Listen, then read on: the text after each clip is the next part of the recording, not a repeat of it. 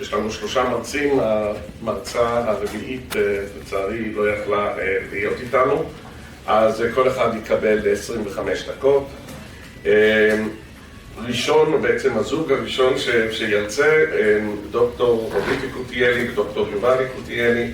אני אציג בעיקר את אורית. יובל הוא ארכיאולוג באוניברסיטת בן גוריון בנגב, ואורית היא מרצה בכירה בראש מכון חיים הרצוג למזרח תיכון, מרכז חיים הרצוג באוניברסיטת בן גוריון בנגב, מנהלת את מרחב מבטים מן המזרח של הפקולטה, עוסקת בקולוניאליזם, פוסט-קולוניאליזם, המבט הדיאספורי על קהילת יהודי מרוקו, שאני למדתי המון מהכתבים שלה על הנושא הזה. והיום הם ידברו על ובא קהל הגולים מכה ונסע מתים אנרת, יהודים ומוסלמים לאות המדבר בחבל הסוס מסה. בבקשה.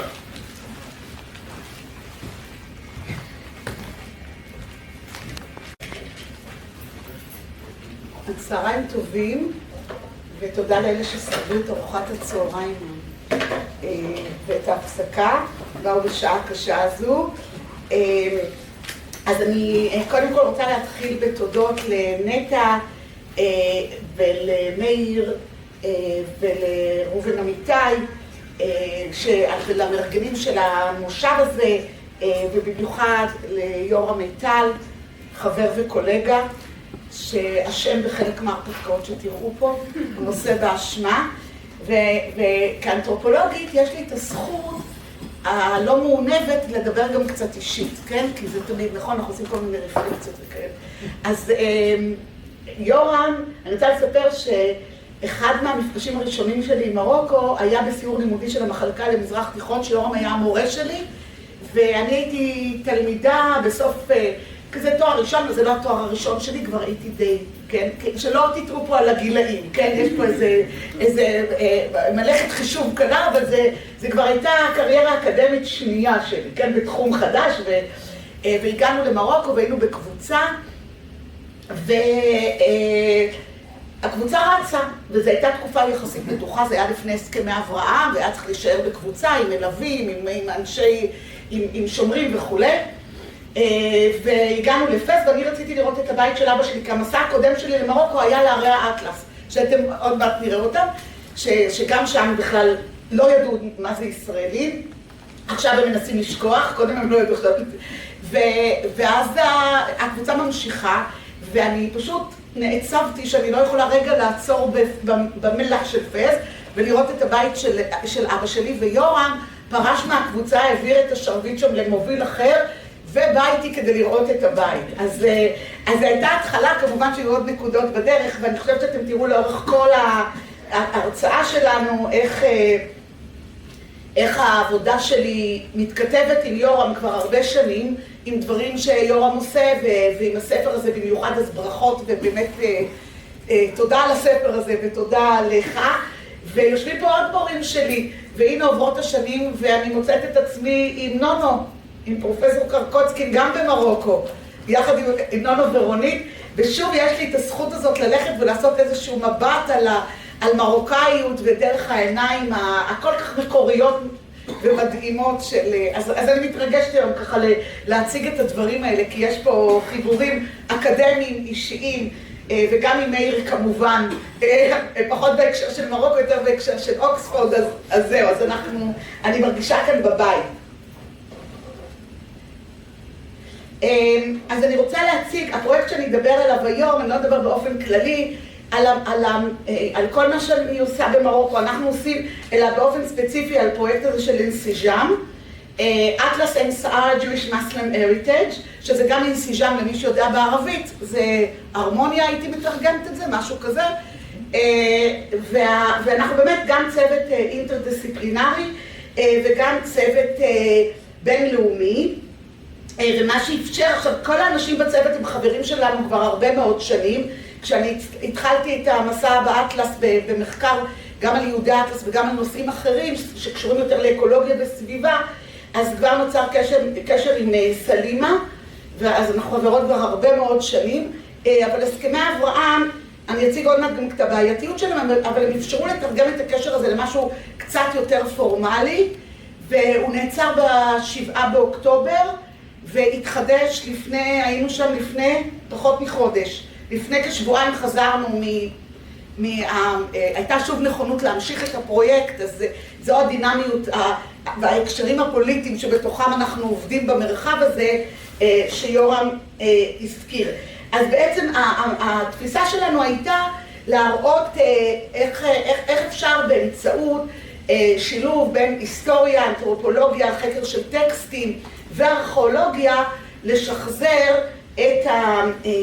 את הסוג של עבר יהודי, או סוג של תפיסות של עבר יהודי במרחב הזה של הסוס מסע שאנחנו עובדים בו. אז יש לנו שיתוף פעולה גם מוסטית עם אינסאפ, שזה הרשות העתיקות המרוקאית, עם הסורבון ואוניברסיטת בן גוריון.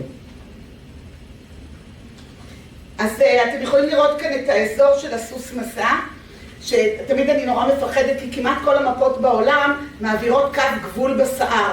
ויום אחד עמדתי להרצות במרוקו וראיתי שנשארה לשקופית הגבול הזה של הסהרה המערבית, בין מרוקו לסהרה המערבית, והייתי בהיסטריה חייבת לטשטש אותו באיזשהו אופן לפני ההרצאה, ופה זה לא הגבול הזה, הוא קרוב אליו, אבל זה בעצם אגן הניקוז של הסוס מסע, של שני נהרות מאוד גדולים. ואז בעצם הפרויקט של המחקר באזור הזה התחיל מיד עם הסכמי אברהם. ממש כמה ימים אחרי זה סלימה ודוד התקשרו אלינו ואמרו בואו לתזנית, נמשיך את מה שחלמנו לעשות, וזה מה שעשינו. והדבר המעניין באזור הזה הוא שהוא היה פריפריה, הוא היה מרכז, הוא הפך לפריפריה במונחים המודרניים, וחזר להיות מרכז במונחים הפוליטיים, בדיוק בגלל הסיפור של הסהרה המערבית שהזכרתי קודם. כן, אז אני לא אחזור על כל הטיעונים מהרצאת הפתיחה מאירת העיניים שהייתה, אבל אתם יכולים לעשות את ההשלמה בעצמכם. והאזור מקבל שוב חשיבות, הוא קרוב לגבול אלג'יריה, הוא קרוב לסהרה המערבית, ויש גם חשיבות למדינה המרוקאית, בין היתר לעשות מחקרים באזור הזה, בין היתר בסיפור היהודי ובסיפור של התמרזה, שאני עוד מעט אגע בו. אז מה שאנחנו בעצם חוקרים שם זה כמה מקומות. אתם יכולים לראות פה בתזנית שכרגע הושלם שם שימור של בית כנסת הראשון שסלימה משלימה את השימור שלו, שהוא לגמרי לפי המסורות של הבנייה. כולנו פה מכירים שימורים, כל האתרים שתיארתם, בתי כנסת מפוארים, שומרו ממש על פי תפיסות בנייה אירופאיות. ופה אנחנו מדברים על אזור שכל הבנייה שלו היא בבוץ, וכך גם שומר בית הכנסת בתזנית. תילין, שזה המקום שאליו הגענו עכשיו, בשבוע האחרון, איליר, יורם הזכיר, כן, אני גם כתבתי על הסרטים שקשורים על ידי מרוקאים בדיאספורה, את הסרט של סימון ביטון, והסרט שלה הוא על אותו איליר. איליר מקבל מעמד מאוד מאוד סימבולי בחקר יהדות מרוקו, יש לאיליר הרבה משמעויות, וזה מאוד מאוד מעניין, כי זה לא שיש באיליר רבנים או צדיקים יותר חשובים מאשר בפייס, דווקא לא, אבל יש שם בעצם מוצא של אחת מהשושלות החשובות והקדושות של מרבות מאוד מאוד חשוב במרוקו. זאת אומרת, זה אזור שהוא רווי קדושה, האזור של איליר. זה לא מופיע בסרט של סימון ביטון, כי היא מרוכזת בעניין של המצבות היהודיות והזיכרונות, והעניין של איך זוכרים. והנה מה שאנחנו עושים פה, שזה לחבר להקשר המוסלמי, כמה זה חשוב. כי בעצם אם אנחנו מנסים להבין לתאר את החשיבות של איליר, גם כדרך מעבר, נכון? תמיד יהיו הסברים כאלה, כן? שמדריכה את זה, הדרך מעבר שעברה בין נהר לנהר וכולי. אז כמובן שזה הסברים נכונים, אבל יש גם את הרוח המרחב. והרבה פעמים אנחנו רואים משהו מאוד ברור, שבקורות מאוד מאוד מאוד קדושים, מוסלמים, לא יהיו יהודים באזור שלהם, אבל תהיה מקבילה צדיקית במרחב קצר. באיליר זה ממש ממש קרוב, וכל איליר נחשבת למרחב קדוש. אנחנו בקשר עם המשפחה של שושלת חשובה, שאחר כך הושמצה, אבל הם עדיין מנהיגים של האזור הזה, וגם הם מאוד מתעניינים ועוזרים בשימור של בית הכנסת באיליר.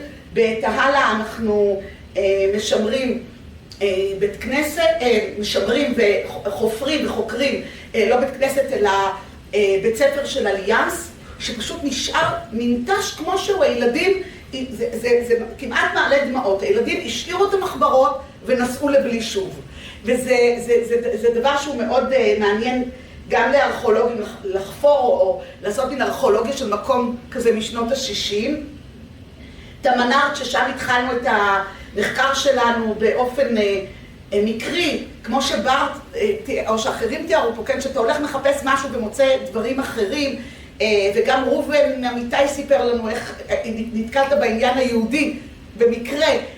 אז פה אנחנו באמת עשינו איזשהו סקר, כשבכלל היינו משולבים בפרויקט של האגדירים, של הגרנרי, זה האסמים הגדולים של האטלס, שזה גם מוסד כלכלי וזה גם מוסד דתי, האסמים שבהם מחזיקים את החיטה, שהם עדיין פעילים כלכלית בדרום מרוקו, והגענו לשם כך, והגענו לכפר שהייתה שמועה שיש שם יהודים, ופגשנו תעודות. יובל ירחיב על זה מאוחר יותר. עקה שהיא מוכרת, כן, עקה וחכמי ספרים, היהדות עקה מוכרת, אבל בעצם בתי הכנסת של עקה ננטשו ואנחנו חזרנו לחפור שם. יובל יספר קצת יותר על הסיפור הזה. הנה אני מראה קצת תמונות מהאתרים האלה. טילי נורג'אן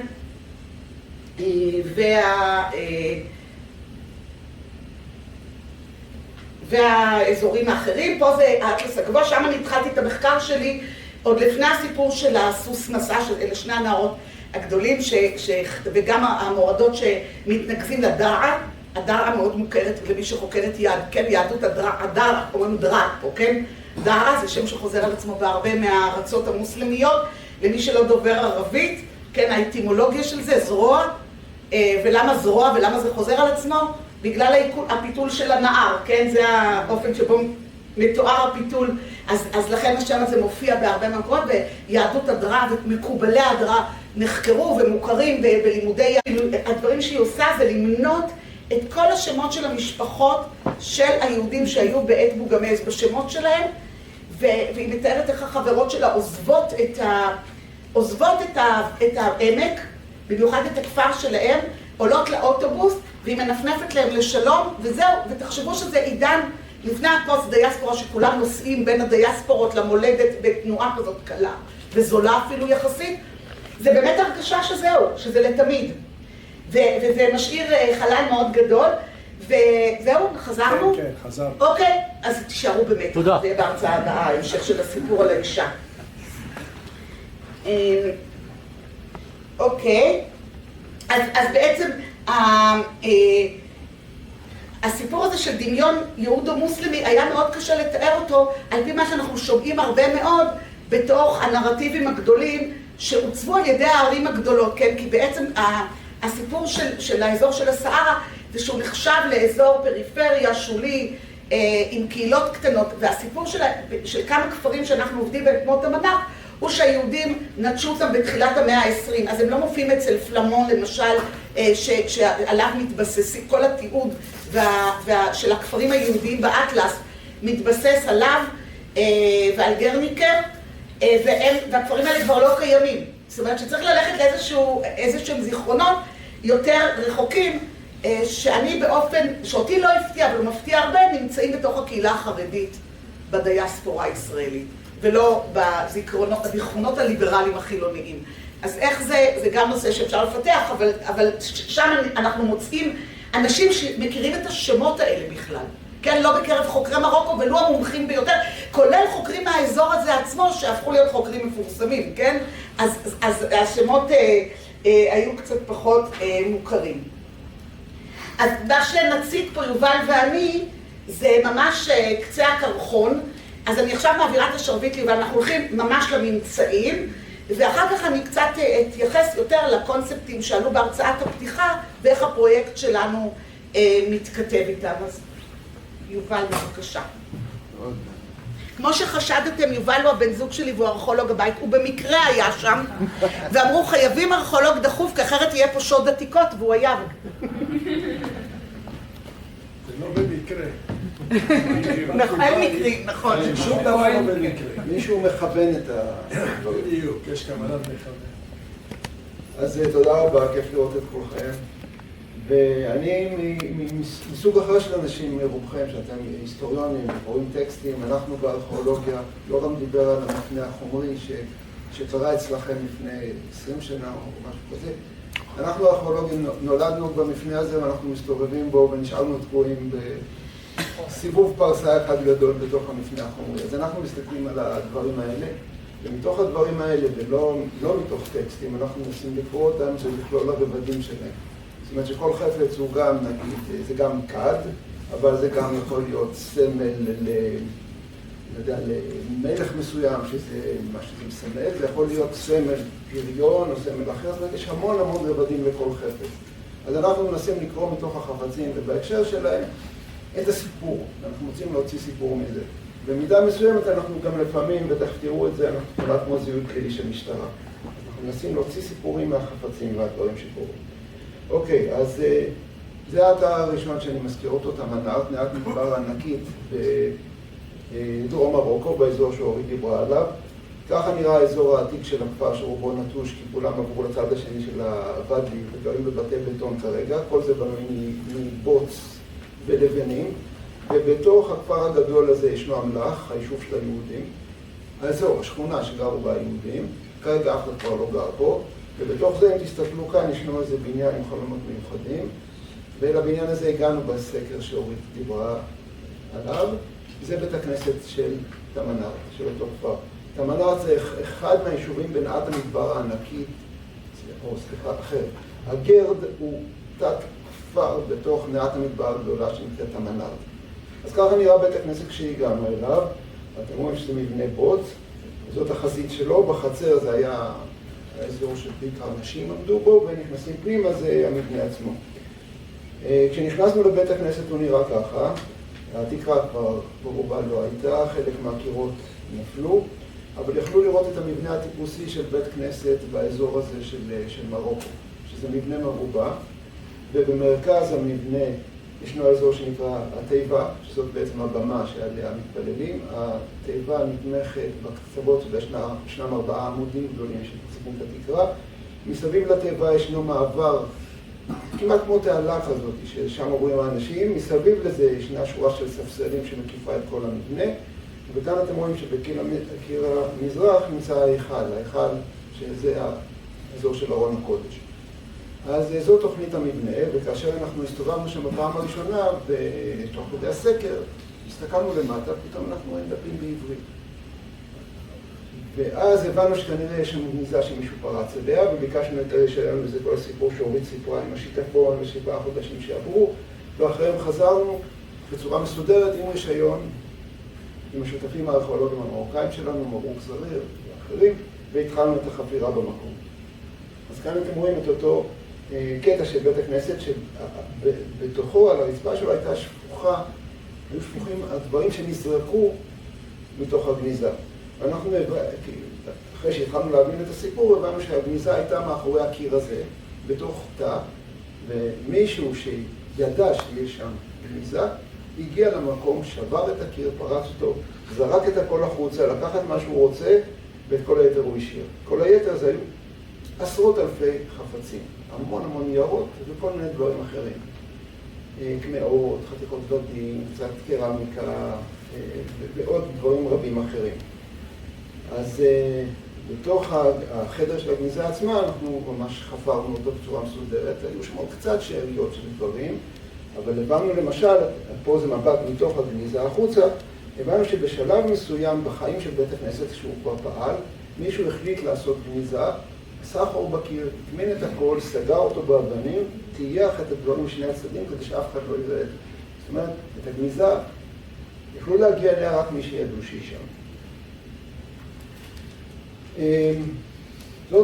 זאת החפירה בתוך אחד המסדרונות שבין הספסל לבין התיבה.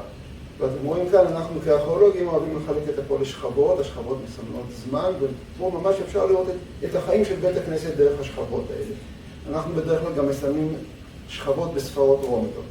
אז השכבה העליונה ביותר ממש עכשיו, אתם רואים כאן מטבע של חסן השני. זאת אומרת, זה ביקורים של אנשים בשנים האחרונות, אחרי שכבר הכפר כולו ננטש. קצת מתחת לזה, פה הגניזה. זאת אומרת, כל מה שנזרק מהגניזה. זה כבר אחרי שבית הכנסת לא חי, אבל מישהו שידע ששם הגניזה זרק את הכל, וכל המסדרון הקטן הזה מרוצף בחפצים. מתחת לזה, אלה החיים של בית הכנסת. זה ממש הרצפה שחיה, וכאן אתם רואים מטבע של מולאי עבד אל-רחמן, אחד מהמלכים של שבט העלאווית מאמצע המאה ה-19, ועוד כל מיני חפצים אחרים, כמו כאן אתם רואים מיני שרשרות כאלה שמחזיקות את המנורה או את הנרות שתלויים מהתקרה של בית הכנסת. עוד מתחת לזה אתם רואים מה שקראנו שכבה 5, זה בעצם התשתית שעליה בנו את בית הכנסת. יכולנו ממש לעקור מבחינה ארכיטקטונית, בנו תשתית, הקימו את היסודות, על זה בנו את בית הכנסת, הוא חי תקופה מסוימת. מתי בית הכנסת הזה פעל, אז מחלק מחפצי הגניזה אנחנו יכולים להבין את זה. העדויות הטקסטואליות, אורית סיפרה שעל הכפר הזה לא יודעים יותר מדי בשנים האחרונות, או בחלק מהספרים הוא לא מוזכר בכלל, אבל אתם רואים שמתוך חלק מהדברים שם אנחנו רואים ספר שיצא באמסטרדם בשנת אל אמות אבינו, שהיא 1767. אנחנו רואים איזה ספר אחר שגם הוא נתפס בהולנד, ספר תפילה למטה 1817. אתם רואים כאן... סליחה שאני מפריע. יש עוד 5-6 דקות. אני רץ מהר. אוקיי, לוח שנה נוסף, גם כן שמלמד שבית הכנסת פעל במאה ה-19, תחילת מאה ה-20 עד איזשהו שלב. אנחנו לא יכולים להבין מה בדיוק קרה כאן, באיזשהו שלב ידעו שהולכים לעזוב, רגע לפני שעזבו, שמו את הגניזה, אטמו אותם, ככה שכל מי שבקרב בית הכנסת לא ידע שיש גניזה. מישהו שידע בא בפרץ ושדד את הדבר הזה. אנחנו כשעזבנו את בית הכנסת, סלים, חברת הצוות, שיקמה אותו לגמרי, בית הכנסת כרגע עומד ובנוי בשיטות מסורתיות, כמו שאתם רואים כאן. בית הכנסת השני נמצא באקה, ובאקה גם מעט מדבר מאוד גדולה עם הרבה כפרירים קטנים, אחד מהם זה תגדיר. ככה נראה בית הכנסת שבאנו אליו, אתם מזהים פה שניים העמודים, אתם כבר מבינים שסביב התיבה היו עמודים. מה שתפס את עינינו במיוחד זה שיש כאן איזשהו בור ברצפה. שאלנו את עצמנו למה בור. התחלנו לחפור את המקום, ככה הוא נראה תוך כדי החפירה. אתם רואים את התיבה במרכז, את המעבר הזה מסביב, את הספסלים, פה הייתה התיבה, ובעבר עמדו כאן עמודים. לא עמודים כאלה, העמודים היו בעצם מלבנים, אבל לקחתי דווקא את אלה, כי עליהם הייתה אנימציה באינטרנט, ואפשר להבין מה בדיוק קרה. כל העמודים האלה התמוטטו מאז שבית הכנסת ניטש. ועדיין אנחנו חוזרים רגע להסתכל מה קרה באזור הזה של הבור. אתם רואים את הבור הזה? שאלנו את עצמנו, למה מישהו חופר כאן בור? אוקיי, למה הבור הזה? כאן גם עמד עמוד פעם, העמוד הזה התמוטט. סמכתש. הוא לא עשה מכתש, אבל מה שהוא כן עשה, אלה הלבנים שבנו את העמוד, אתם רואים אותו. ואתם רואים שהבור חתך את העמוד. עוד פעם, זה הלוגיקה של הארכיאולוגים, מה חותך את מה, ואנחנו יכולים לדעת מה ישן ומה חדש. אנחנו מבינים שמי שחפר את הבור הזה, חפר אחרי שכבר העמוד נפל. זאת אומרת שהוא בא לא מזמן. והשאלה הייתה למה מישהו יחפור כאן בור. ואתם רואים, מסתכלים על זה מהצד השני, אנחנו רואים את הבור הזה, ועוד דבר שחשוב לנו, ארכיאולוגים מאוד, זה חתך, כי חתך מספר את ההיסטוריה. אם אנחנו קוראים את החתכים, אנחנו יכולים להבין מה היה פעם.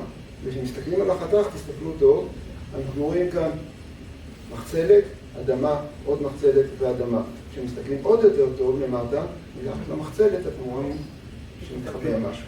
ומה שמתחבא כאן למטה, כאן הייתה גניזה. מתחת לטבע.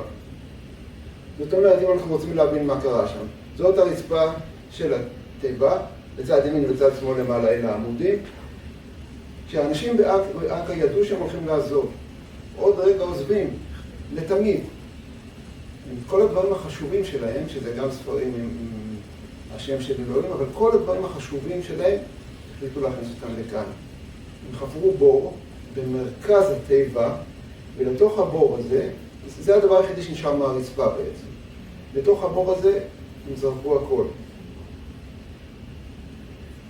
טקסטים, ניירות, עיתונים, קמאות ועוד כל מיני דברים אחרים.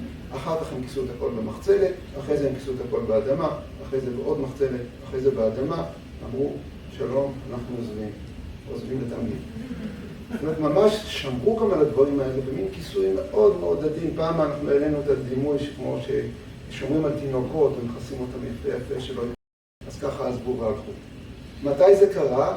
אז כאן יש לנו אחד מהרמזים הטובים ביותר. בין הדברים היה גם עיתון, היו עיתונים, והעיתון הזה מספר על איזה אליפות ספורט שהייתה ב-1950. זאת אומרת שלא יכול להיות שגנזו את הגניזה הזאת לפני 1950, אחרת איך היה העיתון שם. זה קרה אחרי 1950. במקרה הזה יש לנו גם את העדויות של ההיסטוריונים והאנתרופולוגים ששוחחו עם המשפחות שיצאו מאקה ושסיפרו להם באיפשהו שם שנות ה-50 המאוחרות, שנות ה-60, זה היה היום שעזבו את אקה והלכו משם. הלכו משם. המון דברים יצאו מהגניזה, רק אני רוצה להזכיר רגע איזה משהו אחד מיוחד, אתם מכירים, יודעים מה זה? מה זה הדבר הזה? של נרות, לא? של? נרות.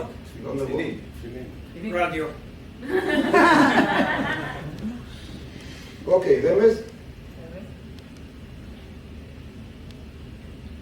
כסת. עוד רמז. כסת דיו. בדיוק. זאת כסת דיו, ובעצם בתוך הגניזה הייתה סדנה שלמה של סופר סתם. כולם חווה בפנים. אז רואים כאן את כסת הדיו, אתם רואים את הקולמוס, אתם רואים רצועות של תפילין, אתם רואים מין קנה כזה שבתוכו שמו מזוזות, היו שם מזוזות, היה בקבוקונים של לתיקון כתב, והיה גם מה שנקרא אבן דיו.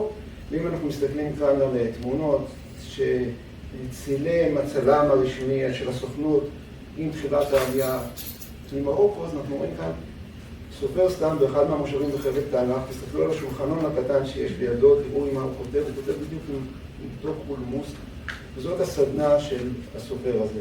עזבנו את בית הכנסת באקה גם כן עם שחזור. סלימה עם הצוות שלה, צוות של בנאים מקומיים, כי זה אחד מהעקרונות של המבצע הזה, שאנחנו עובדים עם האנשים המקומיים, שומרים על שיטות הבנייה והחומרים המקומיים, הרימו מחדש את בית הכנסת, והיום אתם יכולים לבקר באקה ולבקר בבית הכנסת שם. בקטע הזה אורית הייתה צריכה להמשיך. רק לסיכום. אוקיי. תודה. זה יהיה הרבה פחות, אני אנטוש את הדפים, כי זה תמיד מסבך. אז אתם יכולים לראות את כל חלק מהדברים שמצאנו כאן, ואת אותם מכתבים אישיים, ואני רוצה פה להעלות את השאלה, לא ניכנס לדיון שלה, למי שייכים הדברים האלה. כי כן, שיורם העלה בהרצאת הפתיחה, של מי החפצים האלה, במיוחד כשאנחנו מכירים חלק מהמשפחות שיצאו מאקה או מתמנעת ודיברנו איתם. האם זה בסדר שמשפחות באו ולקחו את הדברים, או שאיזושהי מדינה לקחה עליהם חסות? ואני אקצר את זה ואגיד שכמובן שהחוזה שלנו, המוסרי והמעשי, הוא שהדברים שייכים למרוקו, הם שייכים למקום. והם צריכים להישאר במקום. אבל באמת היו הרבה מאוד, אנחנו ראינו פה רק יובל הראה רק שכבה אחת של שוד, אבל היה הרבה שוד גם שהוא מתועד, אני לא רוצה להשמיץ אף אחד, אני לא מסתבכת עם אמריקאים, במיוחד, כן, תרבות התביעות, ובאמת נשלחו משלחות שחשבו שהן עושות טוב, זה היה חלק, בגלל זה שאלתי בציון על נרטיב ההצלה, להציל את החפצים היהודיים מהמקום ולהעביר אותם, והרבה מהגניזות נשדדו, כמובן שכל מי שהגיע, האנשים בסביבה שודדו, אבל זה לא האנשים בסביבה שודדו, גם, כן?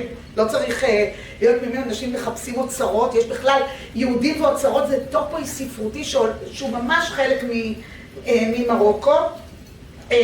אז באמת השאלה הזאת, וגם מצאנו, הדבר המעניין הוא שאנחנו עובדים עם הקהילה.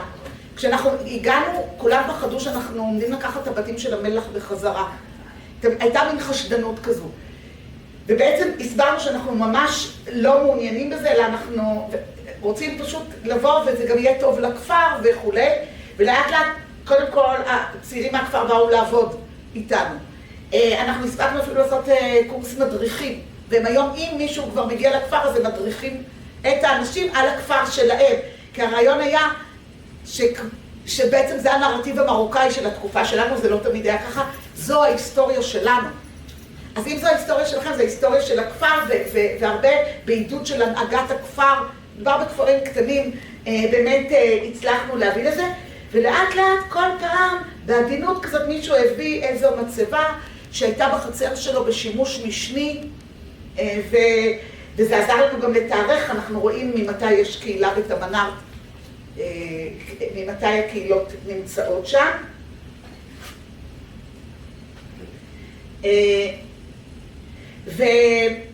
אפשר לסכם?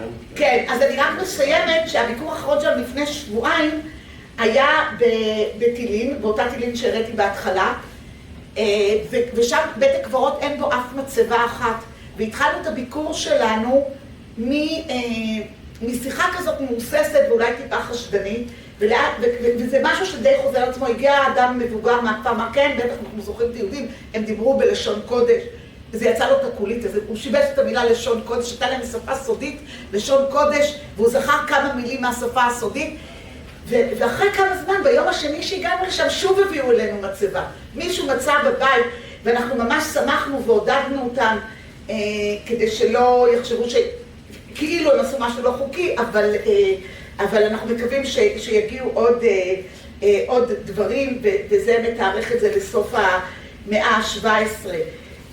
ועוד כל מיני, אני רוצה להראות ארטיפקט אחד שיוצר עכשיו, כי גם טקסטים הם ארטיפקטים, וזה החוקה. אין הרצאה על יהדות מרוקו שלא מתחילה בציטוט מהחוקה הזאת. כלומר, החוקה הזאת כבר הפכה להיות, היא בעצמה סימבול, אני לא יודעת מה, אבל כולם, באופן שמתיישב.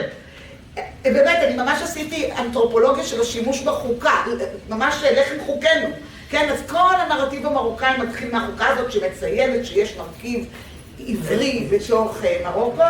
אני רוצה קצת לעוד דבר אחד מעניין מהמחקר האחרון, זה אנחנו שניים, אז עוד קצת רגע, עוד רגע. מהמחקר האחרון, וזה כל האלמנט של המים שהוא גם סימבולי והוא גם באמת ארכיטקטוני וגם קשור בחפצים. זה בכפר הגומד, ועדיין קיים שם מפעל מים של הקצאת מים לנאות המדבר, ומקצים מים לנאות המדבר. זה גם מכניס אותנו לכל תרבויות של מדבר, ואיזו חברה מתפתחת סביב תרבויות מדבר. הקצאת המים היא אחת לשבוע לכל חלקה או לכל משפחה, ומי שהקצה את המים היו תמיד יהודים. אז הגענו לשם ודיברנו עם האנשים בתשלחית. אני קצת מדברת תשלחית, אבל גם נעזרתי באנשים. הם לא מדברים ערבית, תשלחית זה אחד הניבים המזהירים. והוא ציין, שאלתי אותו איך התורות עובדים עכשיו, אז הוא אמר, ביום שני יצחק, ביום שלישי יעקב, כלומר המוסלמים שמקבלים את המים, בעצם התור שלהם זה התור של היהודים שהיו בנאות המדבר, שהיו אחראים על הקצאת המים. אז המים מקבלים כמובן באזור הזה חשיבות אדירה, וכמובן יש קדוש שנקרא יששכר מולל, ואני מסיימת בסיפור, זה השקופית האחרונה.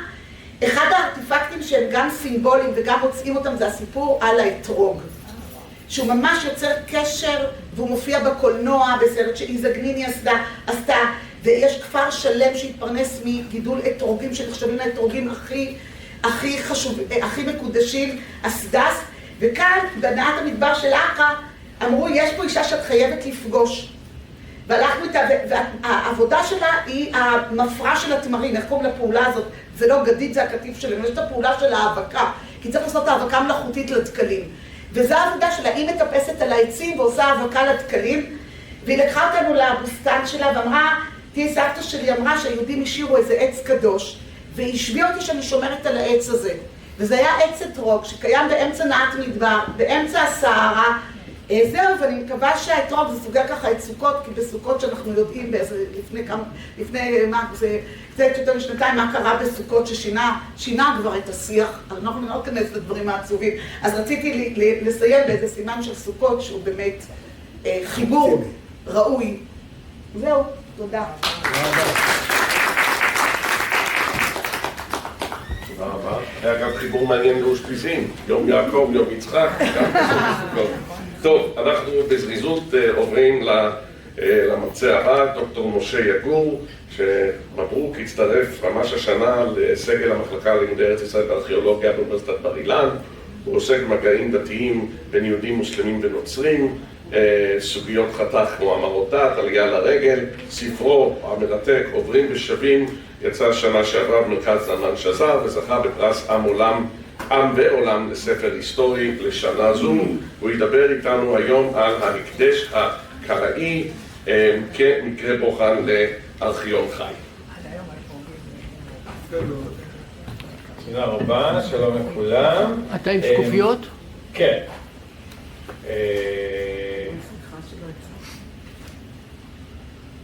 שאלה היא רק איפה השקופיות שלי, הנה השקופיות שלי.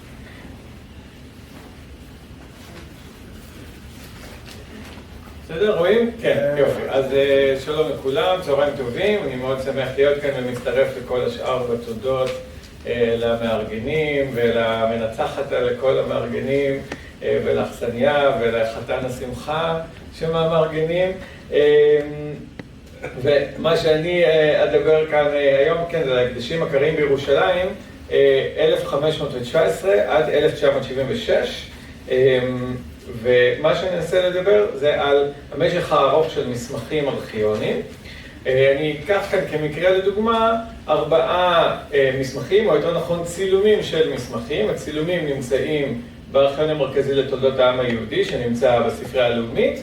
אני לא יודע איפה המסמכים המקוריים, אבל אפשר ללמוד בהם מספיק גם ככה. והם כולם עוסקים בהקדשים של הקהילה הקראית בירושלים מהמאה ה-16. ומה שאני אדבר זה לא על המסמכים עצמם, למרות שהם מרתקים ואפשר ללמוד מהם הרבה מידע, אלא איך הם בעצם הגיעו אלינו בספרייה הלאומית, ואיך אנחנו יכולים ללמוד מזה על ארכיון חי. זאת אומרת, אני חוזר מארכיון חי כדימוי שלך לארכיון עצמו, ולראות, כן, זאת אומרת, מה אני מתכוון שאני אומר ארכיון חי? זאת אומרת שהמסמכים השתמרו לא כמוצג ולא כגניזה ולא כסביד, אלא, כן, באופן דומה למה שפרופסור מטל אמר בבוקר, באופן חי, מתפקד, פונקציונלי. אוקיי? אז מה זה ארכיון לצרכנו כאן? זה מקום שבו אנחנו שומרים מסמכים על מנת להשתמש בהם. אז זה צריך להיות יעיל. אוקיי? אנחנו מצפים להשתמש בהם עוד פעם, לא בשביל ללמד את ההיסטוריה. אז אנחנו צריכים לדעת מה המסמכים שאנחנו שומרים, אנחנו צריכים שהידע הזה יעבור, אנחנו צריכים שיהיה גוף שישמר את זה, ואנחנו צריכים שעל מנת שנשתמש בהם הם יהיו בעלי תוקף, ולכן אנחנו צריכים לדאוג שיש להם תוקף. למשל, אם זה מסמכים של בית הדין השרעי, של בית הדין המוסלמי, אז עם כל הכבוד שיש מסמך שלם וחתימות ועדים והחותמת של השופט, זה לא בר תוקף כמסמך עצמו, אלא צריך להיות עדים בעל פה, עדים חיים.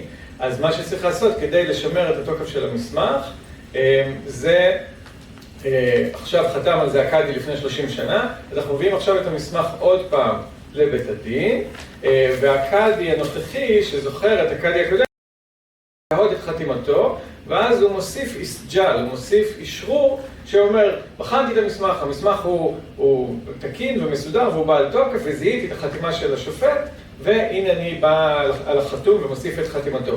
ואז הערכנו את תוקף המסמך.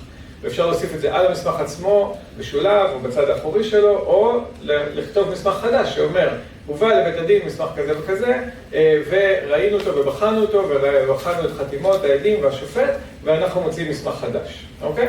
כל זה למדתי בקצרה, כל זה אני אומר בקצרה, למדתי מהספר של דייזי ליבינגסטון, שהוציאה עכשיו, לפני שנה, על מסמכי וואקף וארכיונים ממצרים הממלוכית, ארכיונים של וואקפים מוסלמים וארכיונים ומסמכי וואקף של הקהילה היהודית הקראית בקהיר, וזה יחזור בהמשך. אז כן, זה אנחנו צריכים, כל זה קיים בשביל לשמר את השימושיות של זה, כי ארכיון הוא אמור להיות שימושי, כן, שליפה מהירה, זה נקרא. אנחנו צריכים לדעת מה יש לנו ולדעת איך להוציא את זה כשיש איזה סכסוך נדל"ני עכשיו. וכמובן, אם יש ארכיון חי שמישהו שומר אותו ושמישהו דואג ויודע מה המסמכים ודואג שהם נשארים בתוקף, זה אומר שיש גוף מאחורי זה ושיש לו גם, זה גוף עם תודעה, שוב, תודעה היסטורית, אבל תודעה היסטורית חיה, מתגלגלת, משתנה, דינמית, כל הדברים שכבר נאמרו פה. אז קצת על הצילומים עצמם, רק שתראו, הכל היום נמצא לכם זמין אונליין באתר של הספרייה הלאומית, כן, תודה על התקציב המחקר שלי בבר אילן, כי עד עכשיו זה היה פשוט שם נמצא בארכיון, ואף אחד, אם אתה לא יודע שזה שם, אז אתה לא יכול אפילו לחפש את זה, ולחלק מהמסמכים גם הייתה כותרת קטלוגית מותאם. כדי שיהיה מעניין יותר לחפש אותם. אז פשוט בקצרה, מסמך אחד הוא מ-1519, זאת אומרת ממש שנתיים לכיבוש העות'מאני, הקדש קראי בירושלים, המסמך עצמו מדמשק. מסמך שני מירושלים שפשוט מונה 13 הקדשים קראיים בירושלים. מסמך שלישי הוא אישרור כלשהו עם אותו תאריך כמעט בדיוק, אז אני חושב שזה בדיוק הצד האחורי של המסמך השני עם האישרור. ומסמך נוסף שהוא מ-20 שנה אחרי זה, והוא מדבר על אחד מההקדשים, אחד מ-13 הקדשים, יש עכשיו סכסוך נדל"ני עליו, גר בו בן הקהילה, ולטענת האחראי על ההקדשים הוא גר בו בניגוד לתנאי ההקדש, ולכן צריך להוציא אותו משם. אוקיי? אז יש עתירה לבית הדין השרעי המקומי, לא בירושלים, בדמשק. זה הבית זה ההקדש שהוא מעל בית אבן זייתון היהודי. אני אומר את זה עכשיו כי זה יחזור בהמשך. אוקיי? אז זה המאה ה-16, אני לא אדבר יותר על המאה ה-16, אלא מה שנדבר זה, אוקיי, איך זה הגיע לידינו, ונשחזר את זה מהסוף אחורה. אז אני לגמרי פה בארץ לא נודעת מבחינתי, אני מימי הביניים, כן? המאה ה-16 אני עוד איכשהו יכול לבלוע, פה אנחנו מדברים על 1976. אז איפה המסמכים האלה נמצאים חוץ בספרייה הלאומית כיום? צילומים שלהם, צילומים גרועים, כי זה מלפני 50 שנה, ותרגום לעברית, נמצאים בספר של הרב יוסף אלגמיל, הרב הקראי ממצרים, על תולדות הקהילה הקראית. אין לו שם דיון על זה, אבל הוא מביא את המסמכים וזה חשוב, ומסביר באיזה הקשר הם עלו, תכף תראו. ובעצם מאז אין דיון מחקרי על המסמכים האלה, וכמובן שגם לפני זה לא היה, וגם לזה נחזור בסוף.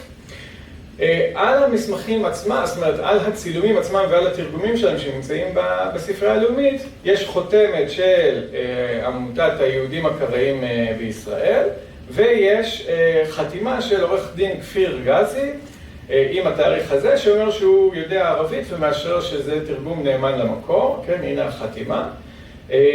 מי זה כפיר גזי? אז הוא עורך הדין שהגיש עתירה לבג"ץ בשם הקהילה היהודית, עמותת היהודים הקראיים בישראל, כנגד משרד השיכון והחברה לפיתוח הרוב היהודי, זה 1976, אחרי 6 הימים, כבר לקראת סוף פרויקט שיקום הרובע וחלוקת נכסים, והקראים דורשים את ההקדשים שלהם.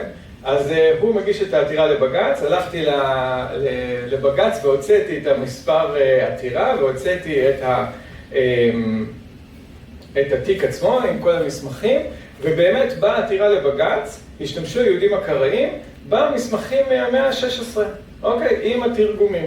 זאת אומרת שהם הכירו, הם ידעו שיש להם את החומר הזה, יש ברשותם, והם יכולים לקחת ולהשתמש בו ולהגיש אותו לבית המשפט הישראלי בשביל לנסות לקבל חזקה על נכסים שהיו להם שם, על נכסים כיום בגלל שהיו להם שם פעם מזמן. זה 1976. בין שאר המסמכים, זה לא רק זה, בין שאר המסמכים שיש בעתירה, יש גם העתקה מודרנית מוסמכת, כן? זאת אומרת, עותק מוסמך שהם קיבלו הקראים מבית הדין השרעי בירושלים, בעיר העתיקה. כן, זה צילמתי את זה מהמסך של המחשב בבית המשפט העליון, כי אסור להוציא בדיסק און קי. ותראו את החתימה, כן, פה בסוף, זה אומר שזה עותק רשמי, מכרך כך וכך, מספר עמוד כך וכך, ואנשים שילמו את האגרה, והתאריך, התאריך הוא 19 באוקטובר 1967. זאת אומרת, באוקטובר 67, 4 חודשים אחרי מלחמת 6 הימים, נציגים מטעם הקהילה היהודית הקראית יודעים בדיוק מה הם רוצים, איך אפשר להשיג את זה, ללכת לבית הדין השרעי. עכשיו זה, אחר כך גם בדקתי, המידע הזה שאני אומר עכשיו זה מהספר של עמרי שפר רביב על המדיניות הישראלית בשנים הראשונות אחרי 67. הקאדי הראשי הוא היה מנהיג המאבק הפלסטיני, ירדני, ערבי, איך שתרצו, נגד ישראל בחודשים הראשונים של אחרי 67. הוא גורש 4 שבועות לפני התאריך של המסמך הזה, בגלל שהוא הנהיג את השביתה הכללית הגדולה בספטמבר 67, אוקיי? ותוך כדי המציאות הזאת, פרופסור אמנון כהן והצוות שלו עוד לא נמצאים, עוד לא קוראים את מסמכי הסיג'יל, הם מגיעים רק ב-68, אבל בספטמבר, אוקטובר 67, תוך כדי כל הבלגן, הקראים יודעים, יש לנו פה, אנחנו יודעים, בשנה הזאת וזאת, תאריך זה וזה, תן לנו בבקשה עותק מוסמך עם חתימה והכל, אנחנו שומעים את האגרה שצריך, כי אנחנו צריכים הוכחה, אוקיי? זה פונקציונלי. אז זה עוד דבר שנמצא בעתירה, 1976. אבל זה חוזר אחורה,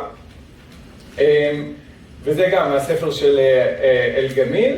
בעצם יש סכסוך על נדל"ן בעיר העתיקה עוד בשנות ה-30 של המאה ה-20, בתקופת המנדט הבריטי, בין אברהם סינני, שהוא בעצם ראש המשפחה היהודית הקראית האחרונה ברובע היהודי, הוא התחתן עם הבת של ראש הקהילה, לבין הקהילה היהודית בקהיר, שהיא רואה את עצמה כאחראית על ההקדשים ההיסטוריים, וככל הנראה יש לה גם מסמכים. והקהילה בקהיר תובעת אותו שהוא גר בהקדשים שלא כחוק ולא משלם שכירות, והוא אמור לשמור עליהם, והוא בעצם פוגע בהם, והם שולחים שליח מקהיר שקוראים לו אליהו ברוך מסעודה, והוא מגיע לפלסטינה ומגיש תביעות גם נגד לפנות את הדייר הזה לבתי המשפט המנדטוריים, ויש סדרה של דיונים. את המסמכים, את הפרוטוקולים של הדיונים בבית הדין המנדטורי עוד לא הצלחתי למצוא, זה עובד כנראה יותר לאט, אבל דותן ארד ואני הלכנו בספטמבר לספרייה הקראית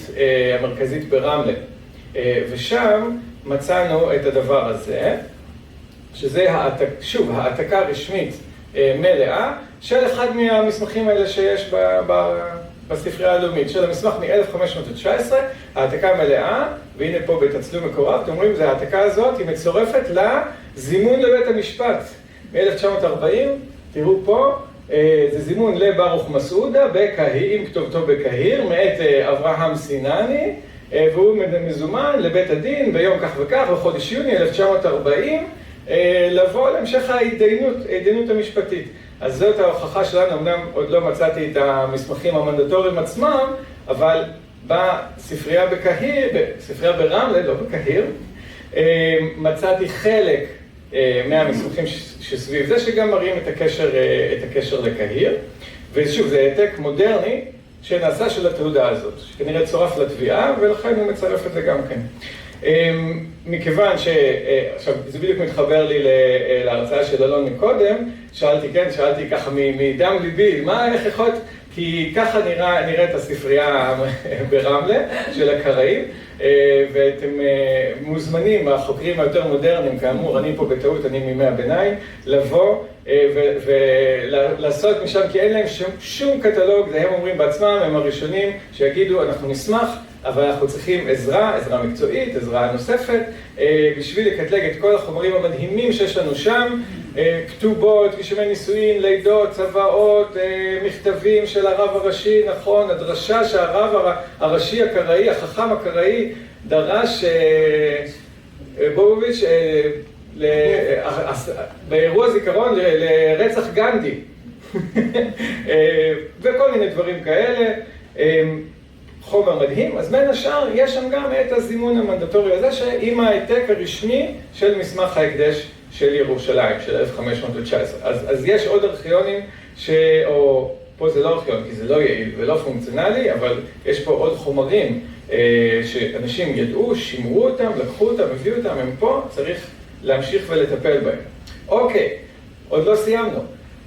גם בסכסוך הזה בגלגולו בשנות ה-30, בתקופת המנדט, יש העתקה של המסמך רשמי מהארכיונים של בית הדין השרעי. זאת אומרת, כבר אז, בשנות ה-30, הם ידעו, רגע, בואו נגבה את הקייס המשפטי שלנו באמצעות עותק רשמי מבית הדין השרעי. זה נמצא היום במרכז מבקרים הקראי, צמוד לבית הכנסת בעיר העתיקה. זה תלוי ככה יפה על הקיר, כתוב בצד שזה פירמן, אז זה כמובן לא פירמן, אלא זה העתקה רשמית, מודרנית, של אותו מסמך מ-1563 שנותן את כל 13 ההקדשים, וזאת העתקה עם חותמת רשמית בסוף שאומרת, זה הועתק בתאריך כך וכך, עם החותמת של מחכמת אל-קודס, וזה מ-31 במאי 1937. אתם רואים גם בתאריך היג'רי וגם בתאריך מילדי.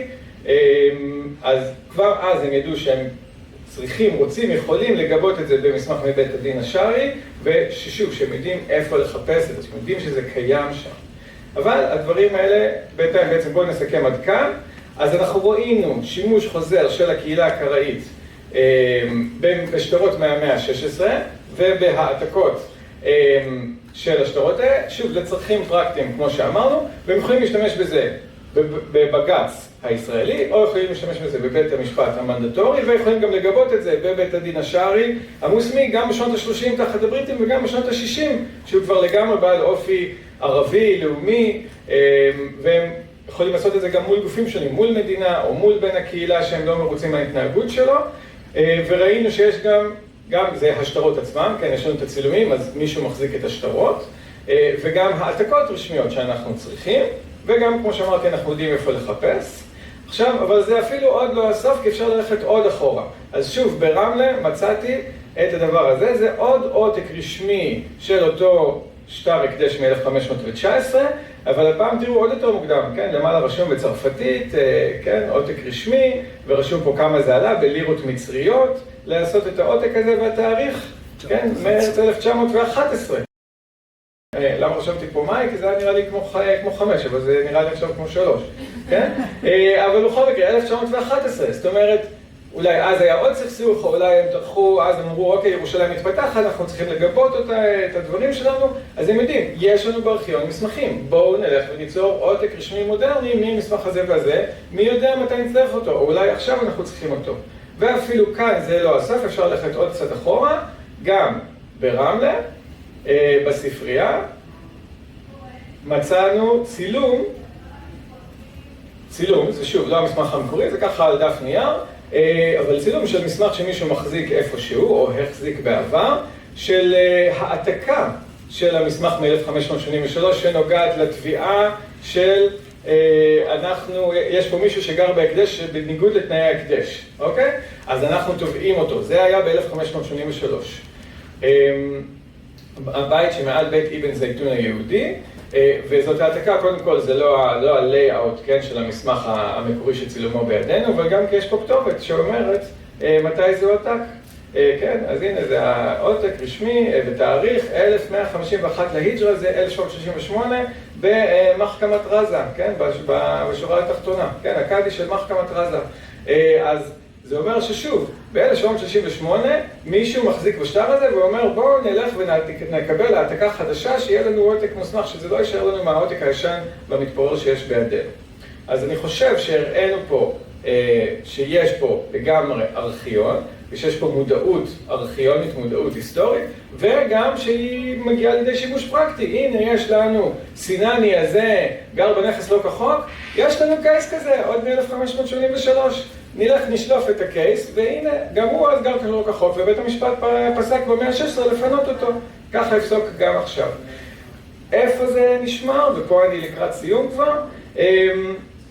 אז אני מציע שהמסמכים האלה נשמרו על ידי הקהילה הקראית בקהיר, לפחות בשלבים היותר מאוחרים שמשם הם הגיעו לידינו, או צילומיהם הגיעו לידינו, משם הגיע ברוך מסעודה ראינו, הוא נשלח בשם הקהילה בקהיר, זה נתון אחד. נתון שני, בבית הכנסת הקראי דר שמחה בקהיר נשמרו כתבי יד קראיים רבים, זה בעצם המקור כנראה לרוב מה שהוא אוספי פירקוביץ', שנמצאים בסנט פטרבורג היום, אז אנחנו יודעים על מקום בקיר שבו נשמרו כתבי יד קראיים, ובדר שמחה ב-1969 עדיין היו שטרות, גם כתבי יד, אבל גם שטרות שרעיים שמדברים על הקדשים קראיים, וגם הם תועדו במחקר.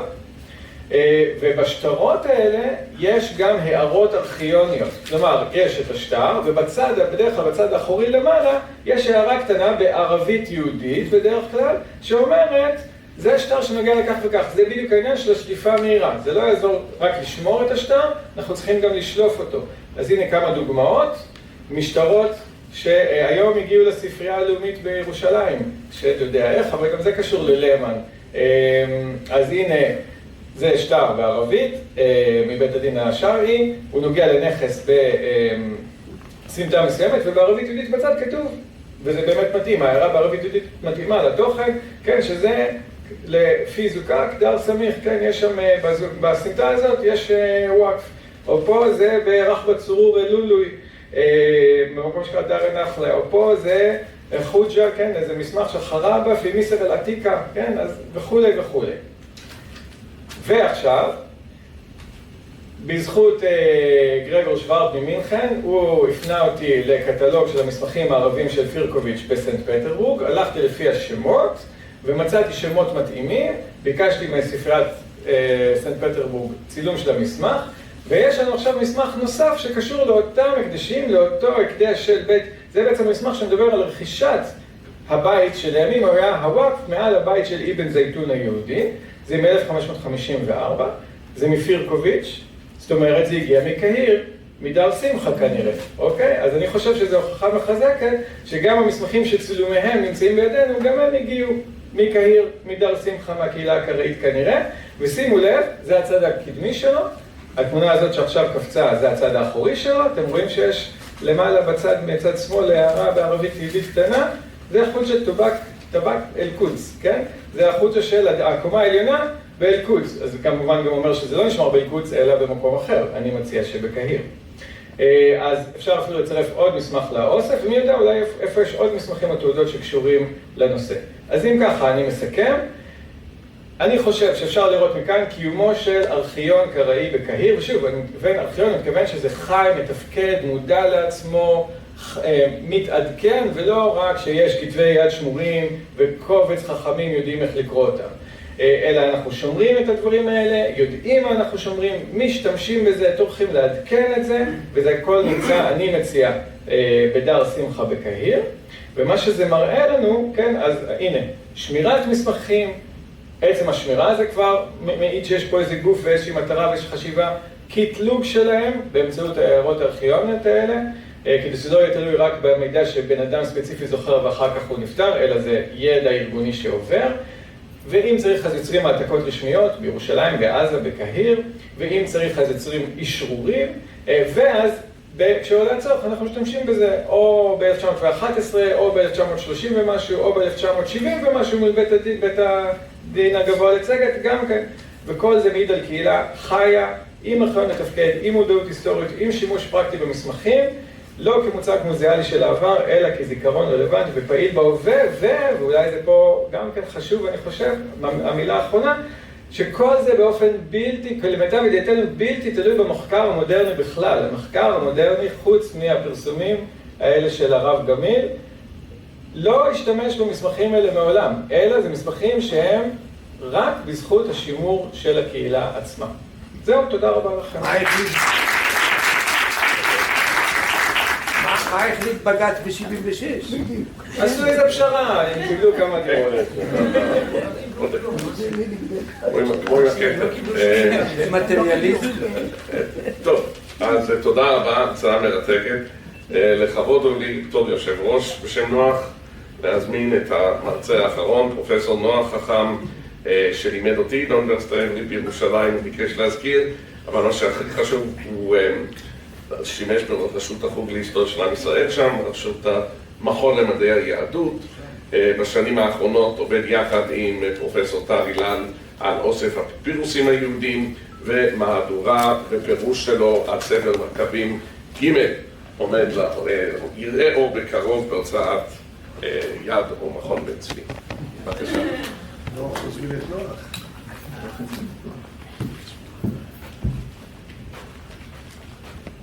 שלום לכולם, תודה רבה. אני לא אגיד תודה רבה למארגנים, כי גם אני קצת חלק מהם, אבל תודה לנטע, ותודה ליורם שבזכותו יש לנו את הכנס הזה. ואחרי שהיה לנו יום די עמוס על בעיקר על העת החדשה, אז אני מציע את נחתה של טיול במנהרת הזמן לעת העתיקה. אתם כולכם מוזמנים לנשום עמוק, להיכנס למנהרת הזמן ולעבור איתי לתקופות קדומות הרבה יותר ממה שדובר כאן, ושאולי גם להן תהיה השלכה לגבי הדברים שאנחנו מדברים עליהם כאן. מאז הגילויים של אספי הפפירוסים הגדולים באוקסירינפוס ובמקומות נוספים בשלהי המאה ה-19, מהווים פפירוסים מקור מרכזי לחקר ההיסטוריה והתרבות של מצרים בעת העתיקה.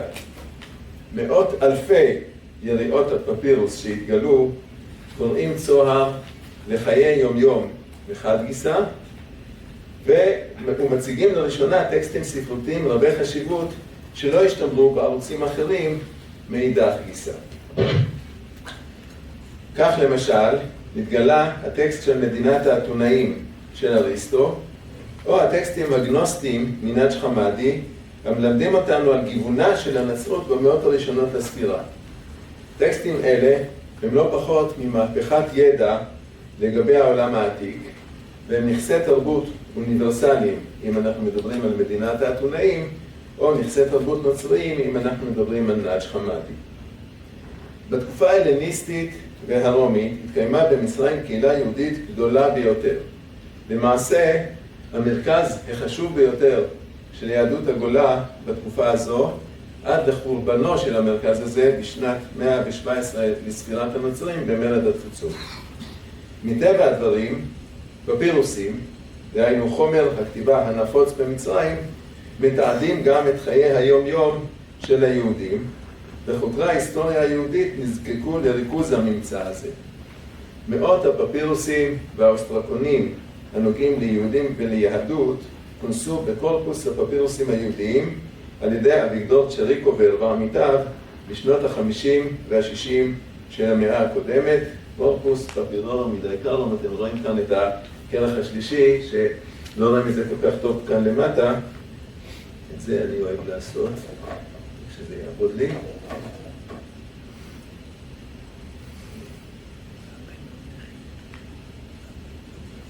רואים פה, יצא לאור בשנת 64.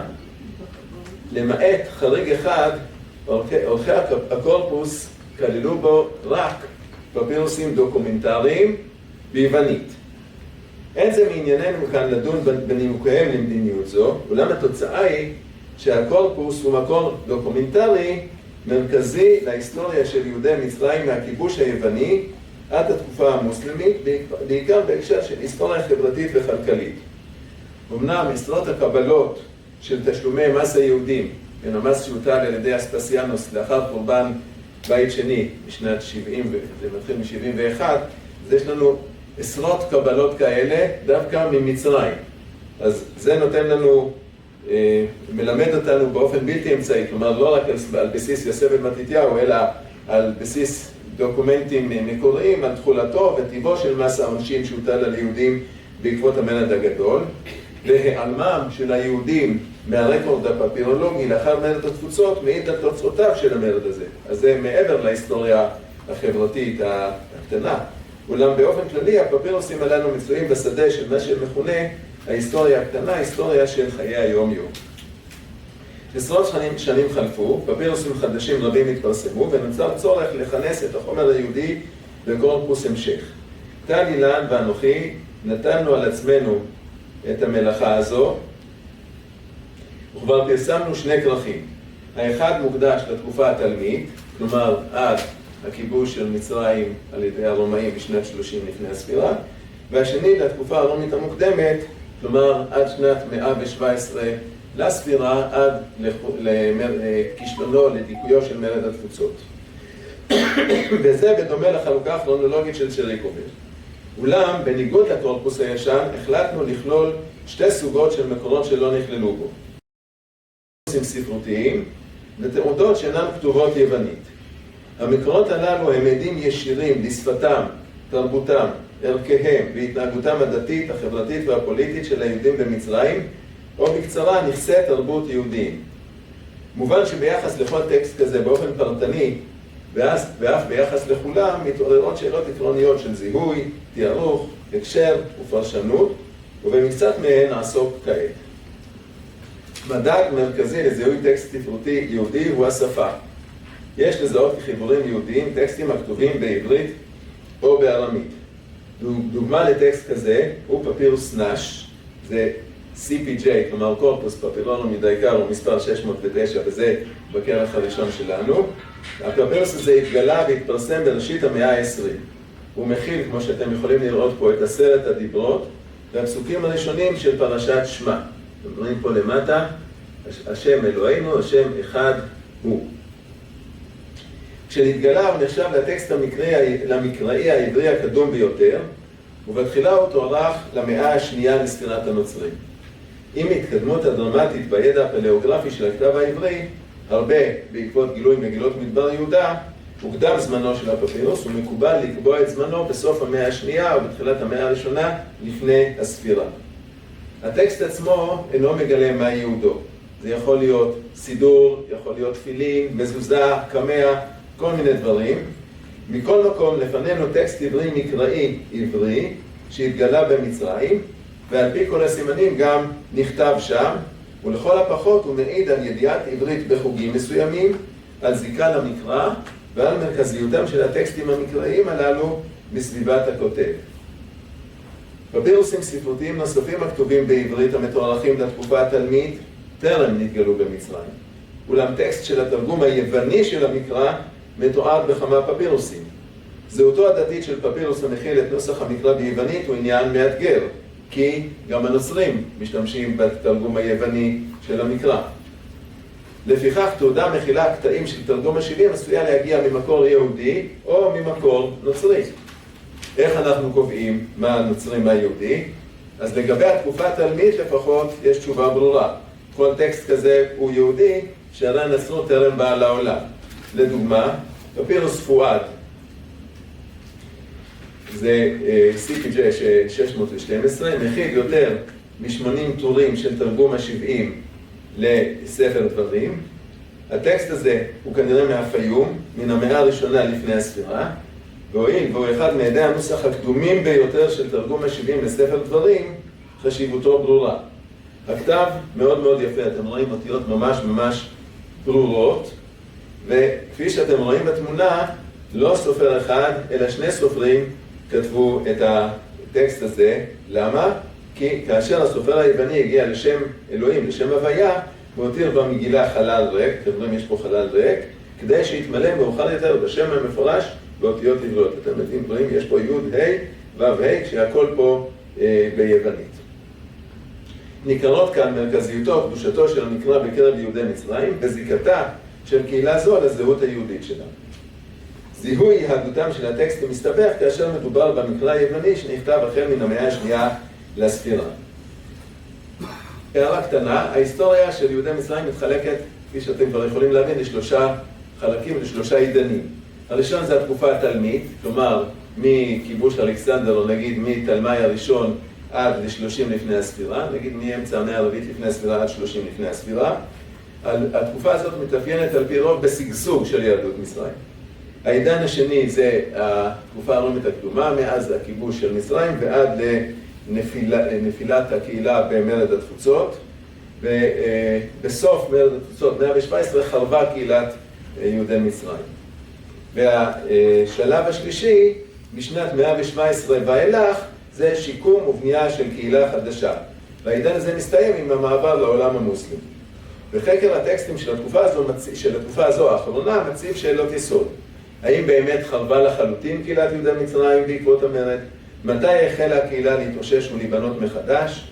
ומה טבעה התרבותי של הקהילה הנבנית? האם זו עדיין יהדות הלניסטית, כזו שמדברת יוונית שקוראת את המקרא ביוונית, או שנוצרה קבוצה בעלת מאפיינים חדשים דומים יותר ליהדות הרבנית המתהווה ומאפיינת את ארץ ישראל ובבל? אבהיר את הדילמות באמצעות פפירוס מקראי מסוף המאה השנייה ומן המאה השלישית לספירת הנוצרים. הפפירוס הזה זה פי אוקסי 656, והוא כולל קטעים של התרגום היווני לבראשית פרקים י"ד עד כ"ז. עכשיו השאלה, הרי אנחנו עם הנוצרים פה, אז מי כתב את הטקסט הזה? או שמדובר בטקסט יהודי או נוצרי. והנה אחד מנוהגי הכתיבה הנוצרים היה שימוש בקיצור של שמות מקודשים, כגון שמות האל, ישוע ומילים נוספות. הם מקצרים, במקום לכתוב מלא, הם כותבים שתי אותיות וזה השם. נוהג זה קרוי נומינה סקרא, ודרך כתיבה זו אינה קיימת בטקסט הנידון. אתם רואים פה יש תאוס, פה יש קוריוס, או קוריו, כלומר השמות המלאים, תאוס זה אלוהים, קוריוס זה אדוני, אז יש פה השם המלא ולא בקיצור. אז זה כנראה מאפיין של טקסט שאיננו נוצרי אלא כנראה יהודי. יתרה מזו, ניכר שחלק משמות הקודש נכתב נוסף ביד שנייה. ונוהג זה מתועד בפפירוסים יהודיים קדומים יותר של תרגום ה-70. אולם, מצד שני, הטקסט הזה כתוב משני צידי הדף. זה קודקס, ולא טקסט שכתוב רק על צד אחד, וזה אופייני יותר לטקסטים נוצריים. זו דוגמה למורכבות הכרוכה בזיהוי טקסטים מקראיים ביוונית. במקרה הזה אני נוטה לתפיסתו של רוברט קראפט, שרואה בטקסט הזה טקסט יהודי. ואם אכן כך הוא, נמצא שהיו יהודים באוקסירינכוס סמוך לשנת 200 לספירת הנוצרים, ואלה השתמשו במקרא בלשון היוונית, בדומה לאחים שקדמו להם ב100 שנה לפני מרד התפוצות. בניגוד לטקסטים היווניים, במקרה של טקסטים מקראיים בעברית, מדובר בבירור בחומרים יהודיים. והמידע והשאלות העולים מטקסטים כאלה הם שונים. למשל, פפירוס אוקספורד, המספר שלו אתם רואים למעלה, שתוארך על ידי עדה ירדני על סמך בחינה פלאוגרפית למאה השנייה או השלישית לספירת הנוצרים. הפרגמנט הזה כולל שרידים של 9 מילים מ3 פסוקים בסוף פרק ב' בספר שמות. הוא כתוב בעברית ומכאן מוכח מוצאו היהודי. הוא נמצא באוסף של אוקספורד, ולכן סביר שזה מאוקסירינכוס. מעט המילים שנותרו תואמות לנוסח המסורה. אם התיארוך נכון, וכאן צריך להוסיף בסוגריים, זה תיארוך פלאוגרפי.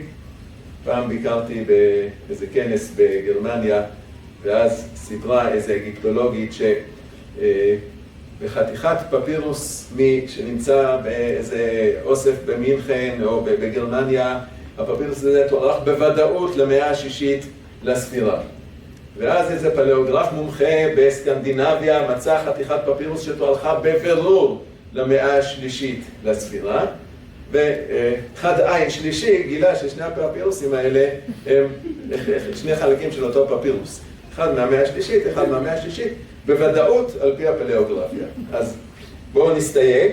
בכל מקרה, הרי לנו עדות לנוכחות של יהודים כותבי עברית באוקסירינכוס או למצרים במצרים, סמוך לשנת 200 לספירה. העובדה שזה הטקסט המקראי העברי הראשון הידוע לנו אחרי תקופת אלם של 200 שנה, כלומר מאז פפירוס נש אין לנו טקסט עברי כזה, רומזת אולי לאופייה השונה של החברה היהודית במצרים, חברה הקוראת ולומדת את התורה בעברית. האם זה מלמד על ההגירה של יהודים מארץ ישראל למצרים במהלך המאה השנייה לספירה, אולי אחרי מרד בר כוכבא? מכל מקום נראה ששני טקסטים מקראיים קדומים אלה מלמדים על נוכחות יהודית במצרים ומרמזים על קדמותו של תהליך השיקום של יהדות מצרים אחרי מרד התפוצות עוד במאה השנייה לספירה. פן נוסף של אוצר התרבות היהודי הזה נחשף בטקסט מקראי אחר בשפה היוונית, שזה פי גיסן 19. הפפירוס הזה הוא קלף, ובו חלקים מפרקים כ"ד כ"ט בספר דברים. במקום המילים הר עיבל, הפסוק הוא, והיה בעוברכם את הירדן, תקימו את האבנים האלה אשר אנוכי מצווה אתכם היום בהר עיבל. מופיעות בטקסט הזה המילים בהר גריזים. אתם רואים את אפילו אתם תקראו איתי ביחד, הר גריזים. זאת אומרת, במקום הר עיבל יש פה הר גריזים. חילוף זה אופייני לנוסח השומרוני של התורה. ולמעט כתב יד אחד של התרגום הלטיני, אינו מופיע בטקסטים שאינם שומרוניים. סביר אפוא שהטקסט הזה הוא שומרוני, והוא מצטרף לעדויות אחרות על קיומה של קהילה שומרונית במצרים במאות החמישית-שישית לספירה. יש לציין כי במחקר נטוש ויכוח על זהותו השומרונית של הטקסט הזה. אולם, גם אם נקבל את דעת השוללים את שומרוניותו, זיקתו ודמיונו לנוסח העברי של המקרא, שוללים כל אפשרות של מקור נוצרי. ואם אין זה טקסט שומרוני, הרי הוא יהודי. לטקסט זה חשיבות מכרעת בעניין נוסף, שנרמז קודם. שמות אלוהים מופיעים כאן בקיצור. אתם רואים פה זה קוריוס, ופה עוד אחד, זה תאוס. קוריו ותאו, כלומר ביחסת השייכות. אז הנומינא סקרא מופיעה כאן בטקסט שהוא או שומרוני או יהודי, אבל בטוח לא נוצרי. כלומר, הקיצורים הללו בטקסט הזה מלמדים אותנו שגם יהודים השתמשו בקיצורים הללו, והטכניקה הזאת נטמעה בשתי הדתות, וממילא אנחנו לומדים על השפעות הדדיות בין שתי הדתות האחיות אויבות במצרים במאות הראשונות לספירה. לפני כעת מן המקרא לסוגה אחרת של מסמכים, מסמכים משפטיים. מסמך משפטי מפורסם הכתוב בעברית הוא הכתובה מיקל, שנכתבה בשנת 417 לספירה, באנטינופוליס. כן, כן, זה המוזיאון, זה לא המקור שממנו, שבו מצאנו אותו. כתובה זו השטר נישואין של שמואל בר סמפתי למיטרה בת אלעזר. ניכרת זיקה בין כמה עניינים במסמך הזה ובין שטר הכתובה כפי שהוא נדרש ומתואר בספרות חז"ל, ואני מציג כאן את התאריך, אתם יכולים לקרוא אותו, הוא כתוב כאן באותיות עבריות. 2.5 השורות הראשונות מציגות ביוונית, בכתב עברית, התאריך על פי שנות השלטון הרומי. ואילו מאמצע השורה השלישית, כלומר פה, ועד סוף השורה הרביעית, נמסר תאריך על פי הלוח העברי. התרגום הוא כך: בשנה ה-11 לקונסולט של אונוריוס אוגוסטוס ופלביוס קונסטנטיוס, הקומס המהולל ביותר הוא פטריקיוס, בשנה השישית של השבוע, זה כבר הארמית, בשנה השישית של השבוע, בחודש כסלו, ב-20 בו, ב4 בשבת, ברביעי בשבת, כלומר ביום רביעי. שיטה זו לכתיבת מועד השטרות, כלומר תאריך כפול, גם תאריך יהודי וגם תאריך לפי השלטון, נדרשת על פי תוספתא נזיקין בבא בתרא. גופו של שטר ביום פלוני, בשבת פלונית, בחודש פלוני, בשנה פלונית, כל זה תאריך עברי ובמלכות פלוני. כעיקרון התעודה מתאימה לדרישה של התוספתא, אלא שסדר הדברים הפוך. כאן ראשית נמסרת שנת המלכות ואחר כך פרטי היום. היום בשבוע שבו התקיימו נישואים הוא יום רביעי, זה מה שכתוב פה שתי המילים האחרונות. ב4 בשבתא, כן? על פי המשנה הראשונה במסכת כתובות, בתולה נישאת ליום הרביעי. על פי ספר חילופי המנהגים, חיבור מתקופת הגאונים, מנהג זה נהג בארץ ישראל, בניגוד לבבל שבה יום הנישואים היה יום חמישי. כלומר, כתובה זו היא לפי מנהג ארץ ישראל. יחד עם זאת, מובן שאין ראיה מובהקת מן הכתובה לכך שהדבר נעשה בהתאם לקביעת המשנה. ואין לשלול את האפשרות שנישואי שמואל ומיטרה נקבעו באופן מקרי ליום רביעי. אם היום נמצא מישהו שמתחתן ביום רביעי, זה כנראה לאו דווקא בגלל המשנה. יש שיקולים אחרים. במסגרת זמן סיפק בידינו לדון בעניינים נוספים הקושרים בין הכתובה לבין ספרות חז"ל. באופן כללי, יש לומר שהחובות והזכויות ההדדיות של הבעל ושל האישה מנוסחות במושגים שגם חז"ל השתמשו בהם, אבל נוסח הכתובה אינו זהה לנוסח העולה מהמשנה ומשאר מקורות חז"ל. יש לזכור שמדובר בתקופה שבה נוסח הכתובה לא היה כפו, אלא דינמי ותלוי ההסכמות שבין המשפחות, ולכן אין לצפות שנוסחי כתובות יהיו זהים למופיע בספרות חז"ל. הפרטים שנזכרו אולי משקפים את עולמם של חז"ל, אבל אולי משקפים את העולם שגם חז"ל חיו בו. מכל מקום, כתובה זו וחברותיה הפפילולוגיות מגשרות על תהום כרונולוגית עמוקה בין שטרי הכתובה שנמצאו במדבר יהודה מראשית המאה השנייה לספירת הנוצרים, הארכיון של בבא בתרא, ולשרידי הכתובות מהגניזה הקהירית מן המאה העשירית, וכאן יש מומחי ימי הביניים גדולים ממני לגבי הכתובות הללו, ומהוות חוליית קישור המאפשרת לסרטט קווי מתאר של התפתחות משפטית של מסמכי נישואים יהודים. עוברים לתחום אחר, שירת הקודש העברית הקדומה. הטקסט הבא, לא, זה היה זה, הטקסט הבא הוא פיוט לשבועות. זמן כתיבתו הוא כנראה המאה הרביעית לספירה, והוא נתגלה באוקסירינפוס. ייתכן שההקבלות למדרשי מתן תורה בטקסט קדום זה מלמדות על היכרות עם מסורות רבניות ועל הגעתן של מסורות אלה למצרים. שימו לב, אנחנו במאה הרביעית, כלומר לפני 400 לספירה, ואנחנו נצביע פה רק על שתי הקבלות. הקבלה, לאן זה ברח? זהו, בואו נחזור רגע לאחור ונראה את ה... יש לנו פה ככה. ברצת גבנונים, מון וקינמון, פץ מלהב אנוכי. פץ מלהב זה דיבר מהאש אנוכי. ואנוכי זה כמובן ההמשך, אנוכי לשם אלוהיך אשר עשיתיך מארץ מצרים. ואחר כך חרוטים חצובים, כלומר הלוחות והמכתב, מכתב אלוהים הוא חרוט על הלוחות. אז זה רומז למתן תורה, ואני אסתכל פה על שני ביטויים ברצת גבנונים. אז הביטוי הזה ברצת גבנונים, הוא מופיע פה, והנה המדרש במחילתא דרבי ישמעאל, והלא בכלל כל הערים היה הר סיני, שנאמר הרים נזלו מפני השם זה סיני, ואומר למה תרצדון הרים גבנונים? המזמור הזה בתהילים נדרש על מתן תורה, והנה הפיוט הזה לוקח את הביטוי ומשלב אותו בתוך הפיוט. בשורה הבאה נזכרים מור וקינמון, וגם זה רומז למסורת חז"ל, הפעם מן התלמוד הבבלי, ואמר רבי יהושע בן לוי, מהי דכתיב לחייו תרבות הבושם, מה זה שכתוב לחייו תרבות הבושם? כל דיבור ודיבור שיצא מפי הקדוש ברוך הוא נתמלא כל העולם כולו בסמים, ומכיוון שמדיבור ראשון נתמלא דיבור שני להיכן הלך, הוציא הקדוש ברוך הוא הרוח מועצותיו, היה מעביר ראשון ראשון, שנאמר שפתותיו ששנים נוטפות מור עובר. אז אני אומר, יש פה גם מור, גם כאן יש מור, והקינמון הוא הבשמים האחרים, אז יש פה זיקה של קשר לשוני ובעיקר קשר תמטי. הרעיון הוא מאחד את שני המקורות. בזמן מתן תורה היה העולם מבוסם, והפייטן מבטא זאת במילים מור וקינמון. בפיוט נוסף, אזל משה, פפירוס מהמאה הרביעית או החמישית, ככל הנראה לשביעי של פסח, שנתפרסם על ידי יוסף יהלום, ניכרת השפעה של מסורת המופיעה במחילתא דרבי ישמעאל. על פי הפיוט, ים סוף סירב להיכנע למשה לחצות ולאפשר לעם ישראל לעבור בו, ורק התערבותו של אלוהים גרמה לבקיעת הים. כך מופיע במדרש, ויית משה את ידו על הים, התחיל הים ומועד כנגדו. אמר לו משה בשם הקדוש ברוך הוא שיבקע ולא קיבל עליו.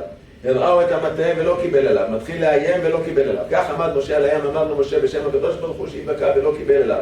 הראו המטה ולא קיבל עליו. ועד שנגלה הקדוש ברוך הוא עליו בכבודו.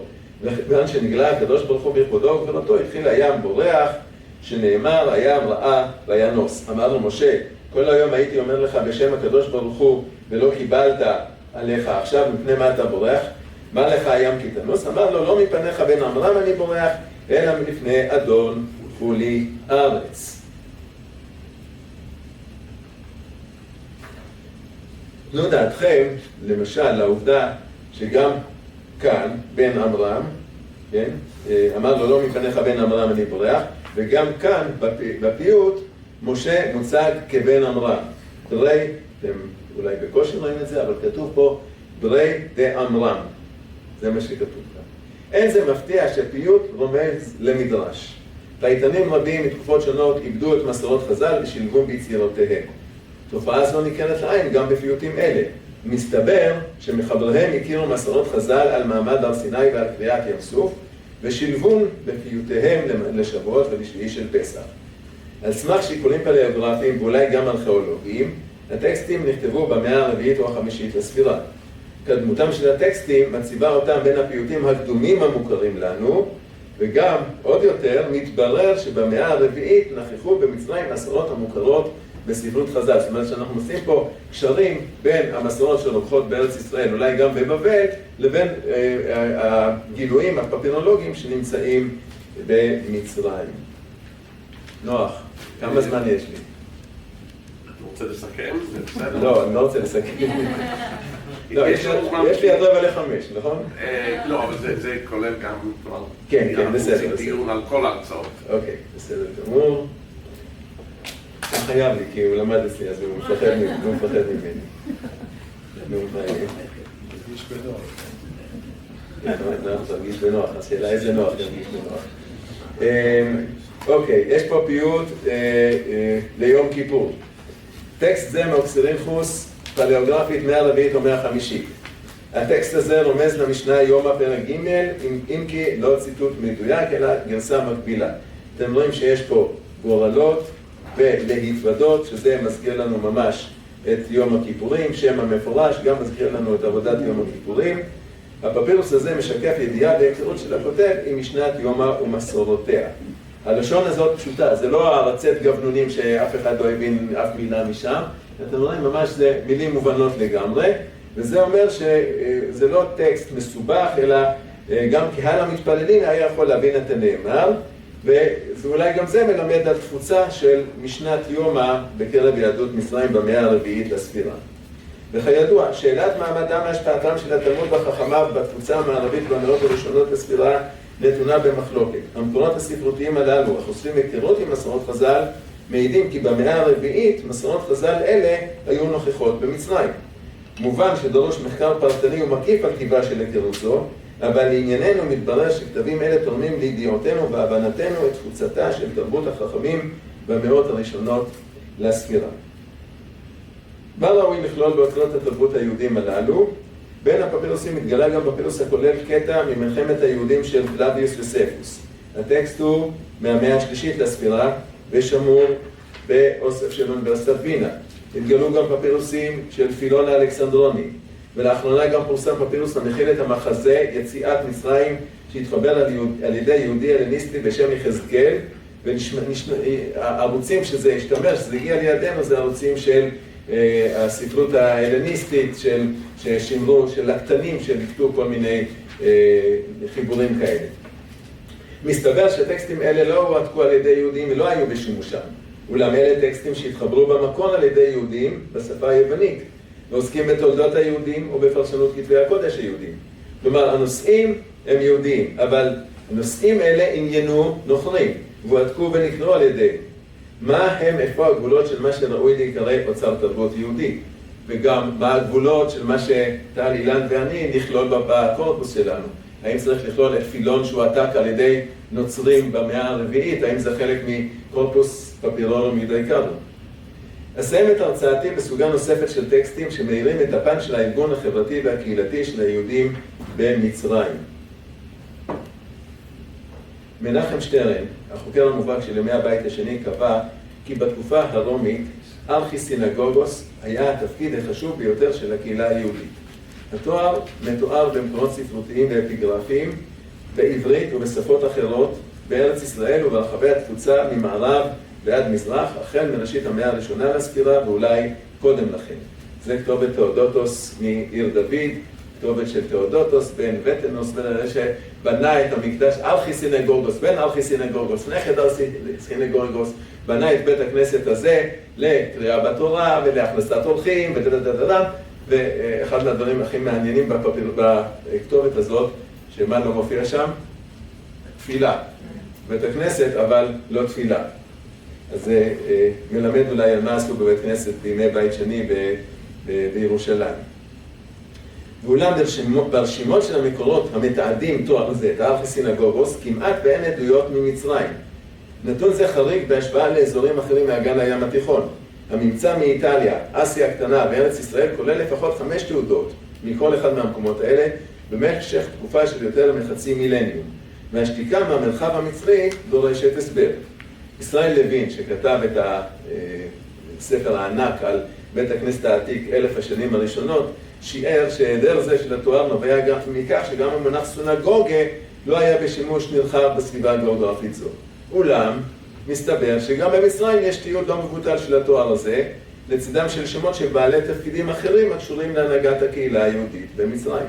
עד כה נתגלו 5 טקסטים הכתובים בעברית או בארמית, שימו לב, לא ביוונית, המתארים את התואר ארכיסינגוגוס בעברית, כלומר ראש הכנסת. לפני שנציג דוגמה אחת, עלינו לומר את המובן מאליו. התואר ראש הכנסת הוא מקבילה עברית מדויקת לארכיסינגוגוס, ולכן ברור שמדובר בתואר זהה. בצורה עברית זו מופיע בספרות רבנית כתרסר פעמים, והחשיבות של הממצא הפפירולוגי היא בכך שלראשונה התואר מתועד בטקסט דוקומנטרי ולא במקורות ספרותיים. אז להלן אחת מהדוגמאות של הטקסט הזה, אתם רואים אותו פה, מן ראשי הכנסת, בני הכנסת דתתם, אל אנינה, ראש הכנסת. מכתב זה מאוקסירינכוס, מהרביעית או חמישית, נשלח על ידי ראשי הכנסת לאדם ששם מגיב אנינה, והוא ראש הכנסת ולזקני הכנסת. הנה עוד שורה, ולזקני הכנסת. אלה אינם סתם תארי כבוד, אלא פונקציות ממשיות בניהול האזרחי של הקהילה, ולאו דווקא בענייני הדת שלה, כפי שניכר מהתוכן הקטוע של המכתב ומהמכתבים הנוספים שבהם מופיע התואר. לטקסטים הללו חשיבות הן ביחס לתולדות הקהילה במצרים, והן באשר לדפוסי הנהגה היהודית בתקופה הרומית-ביזנטית. באשר לתולדות הקהילה, מקורות אלה מצטרפים לתעודות פפירולוגיות נוספות, מציגות את שיקומה המוקדם של הקהילה היהודית במצרים אחרי מרד התפוצות, החל מסוף המאה השלישית. באשר לדפוסי הקהילה וההנהגה, מתעודות אלה מתברר שהתואר הזה של מנהיג הקהל היהודי היה נפוץ בכלל המרחב הרומי, ומצרים אינה נבדלת מאסיה הקטנה, מרומא ומארץ ישראל. כשם שבקהילות היהודיות בשאר האימפריה הרומית, אחד מבעלי התפקידים הבכירים היה ארכיסינגוגוס, כך במצרים כיהן בתפקיד מקביל ראש הכנסת. לפחות במובן זה, העולם היהודי אחד הוא. אם כן, ראש הכנסת אינו תואר השייך לתולדות המוסד הדתי, אלא תואר השייך לאחד ממנהיגי הקהילה ומנהליה. מובן שבית כנסת עשוי להיות אחד מהמוסדות של הקהילה שראש הכנסת מטפל בהם, אבל בית הכנסת הפולחני אינו הבסיס להגדרת תפקידו של ראש הכנסת. בשונה מכל התיעודים האפיגרפיים זה בעברית, והשימוש בשפה זו ובארמית בקהילות היהודיות במצרים מן המאה הרביעית ואילך אינו חריג ומתועד במקורות נוספים. יש לנו יותר מ-20 פפירוסים בשפות אלה, וזה אומר שהשפה העברית חדרה לחיי היום-יום. ובזה היא נבדלת ממרכזים אחרים שבהם כל התיעוד של בעלי התפקידים הללו הוא ביוונית. נשארו הרבה שאלות. מקורו הראשוני של התואר בראש הכנסת, ההשפעות ההדדיות של העולם הנוכרי והעולם היהודי זה על זה, אולם גם עם מגבלות אלה, הפפירוסים הללו מרחיבים את ידיעותינו על תפקיד ראש הכנסת, על תפוצתו במצרים, על אחדותן של הקהילות, בהקשרים אלה, עדויות אלה מעשירות ומשנות את ידיעותינו על היהודים ותרבותם הארגונית באימפריה הרומית בתקופה הביזנטית.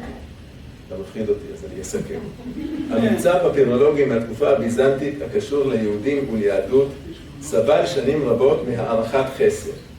הכללת פפירוסים מסוגות שונות ובשפות שונות באוסף הפפירוסים היהודיים מאפשרת להרחיב את ידיעותינו על התקופה העלומה הזו ותרבותה היהודית הייחודית, המשתנה, המשתקמת, המתהווה ונבנית באופנים שונים מאלה של הקהילות הקדומות של מצרים. בידינו מכרה זהב תרבותי מגוון ועשיר, שהכללתו במחקר תולדותיהם של יהודי מצרים עתידה לשנות את תפיסותינו באשר לדלותה וחולשתה של קהילה מפוארת זו. הארכיון הפפירולוגי מחיה את יהדות מצרים, ובמובן הזה הוא ארכיון מחיה, ארכיון חי. תודה רבה.